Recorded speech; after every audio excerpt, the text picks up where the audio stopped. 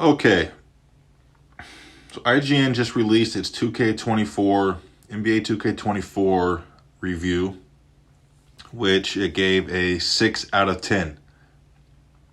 And I gotta be honest, that's pretty much the exact number that I was thinking of. And they pretty much noted it was because of the microtransactions and the grindiness of the game. So I'm going to read a few screenshots I have here from the IGN review.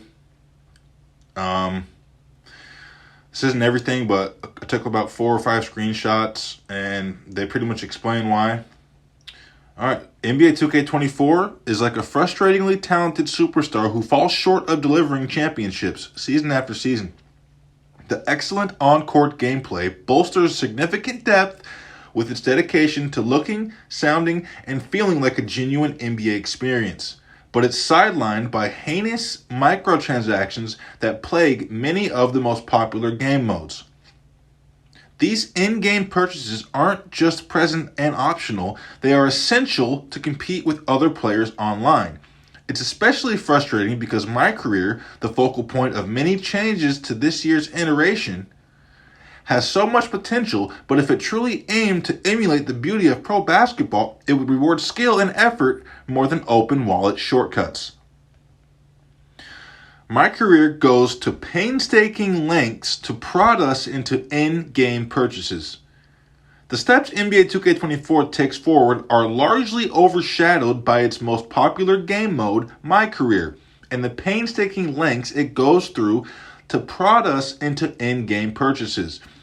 Let me set the table. Despite having access to 100,000 virtual currency VC, that you only get with the Black Mamba or 25th anniversary editions, my created player rested at a 75 overall after I dumped everything I had into attribute upgrades.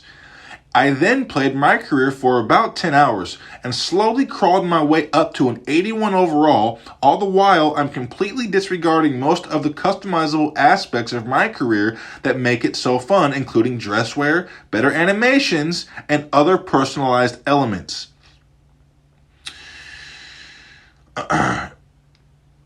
That's especially absurd when you consider that most people will likely purchase the regular edition of NBA 2K24 and they will be rewarded with a created player that starts with a paltry 60 overall rating. And because of the systems at play, losing regularly nets you next to no VC. It establishes a maddening cycle of not having a player good enough to compete without hope of ever being able to improve them. NBA 2K24 wants you to open up your wallet and punishes you if you don't. In spite of that, I was almost always the lowest rated player on the court.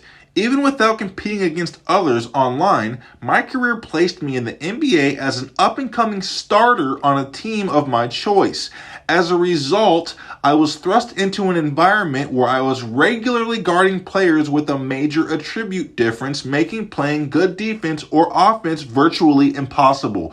When I did step on a court with other players online, no amount of skill or precision allowed me to compete with players who had dumped money into their created character.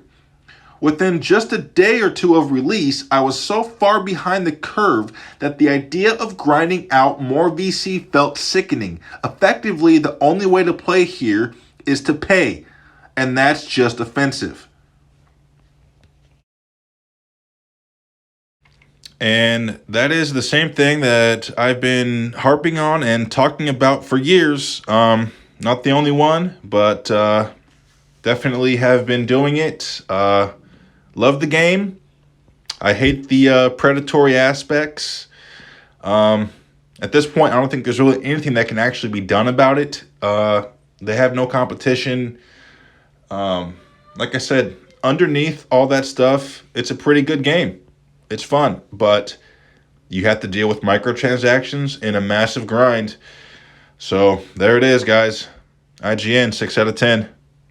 Peace out.